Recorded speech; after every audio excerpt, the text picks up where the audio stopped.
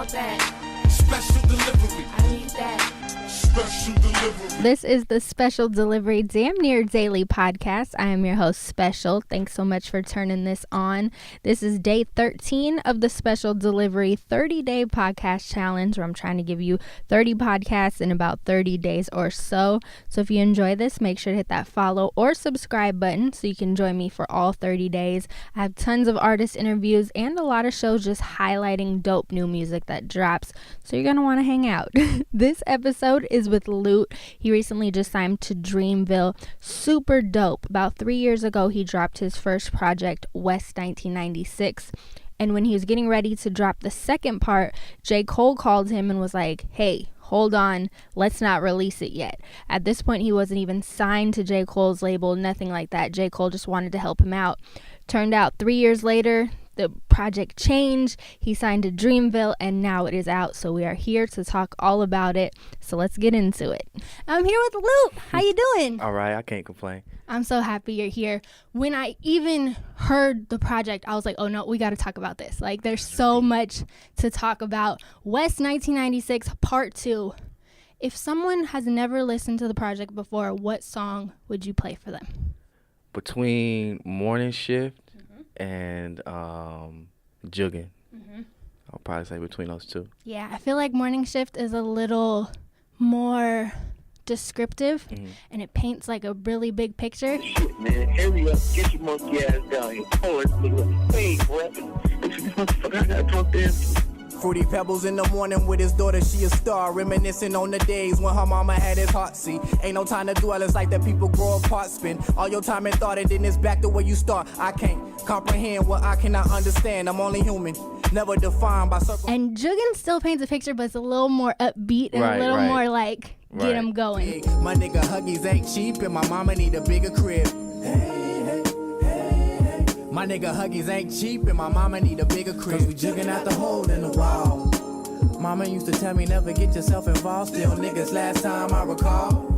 So my daddy showed a nigga how to. But see, jugging for me, that's just more my attitude, like just upbeat and you know, really just getting into how I'm feeling. And so is Morning Shift to me as well. Just really letting out, venting.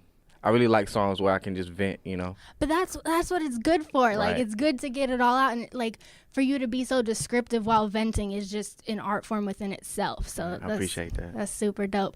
Now we gotta talk about Morning Shift. Fruity Pebbles.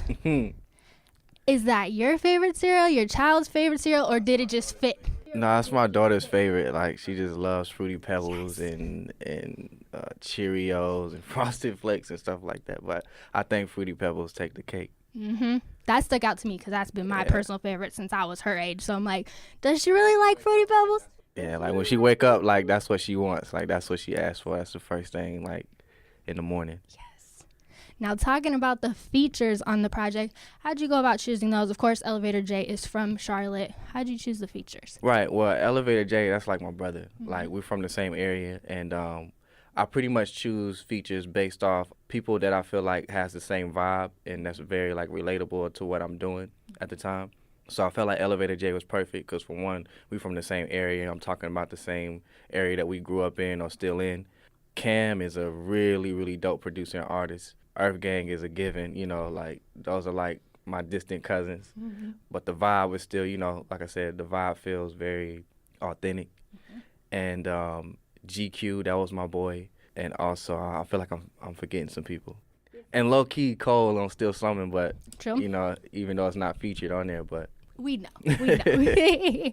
Speaking of Cole, you had to hold on to this project for 3 years. Yeah, pretty much. Which in itself is an incredible story. Kind of walk the people through that process and how it felt. Well, it was mainly my fault because most of the producers that produced on West 1996 were from YouTube. And this was before I was signed. So when it came down to being signed, you know, we had to get all the paperwork together and get everything right to get ready to go. And some of the producers we couldn't find. Some of the producers didn't want to get rid of the beats. And some of the samples couldn't get cleared. Yeah. That was mainly the holdup.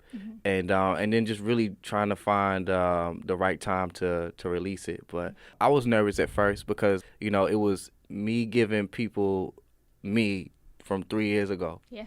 You know, I was still in the same position or whatnot, but I was just nervous about how people were going to perceive the project.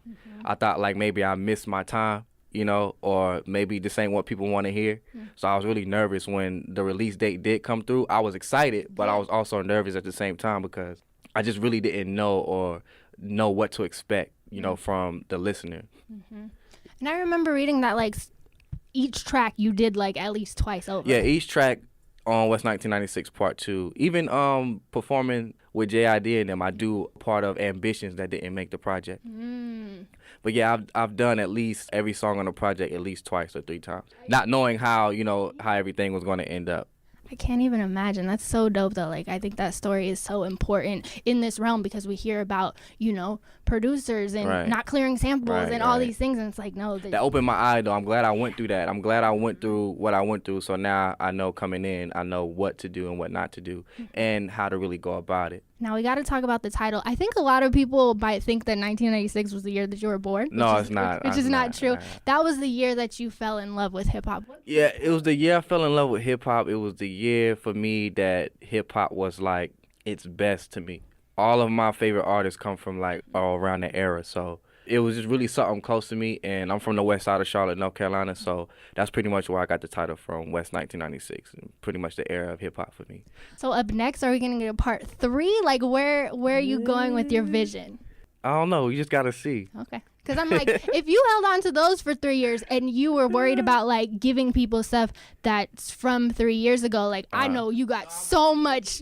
No, I'm definitely working on something right now. I'm working on a little EP right now, but we have to see. I don't know. We might see when it come around the album time. We might see what the title be. Dope. And then anything else you want to tell the people about West 1996 Part 2? At that point in time, when I was writing and creating it, like that was really me pouring my heart out. That was me venting into the microphone because I had nobody else to vent to. So important. Thank you so much. I appreciate that. No, I appreciate you having me. Of course. Thanks again for checking out this episode of the Special Delivery Podcast. If you haven't already, make sure to hit that follow or subscribe button on whatever you're listening on, and hit me, letting me know what your favorite part was. I always like to hear what your guys' favorite parts were, either on Twitter, I'm at Special Says, or on Instagram or Snapchat, those are at Special Says as well.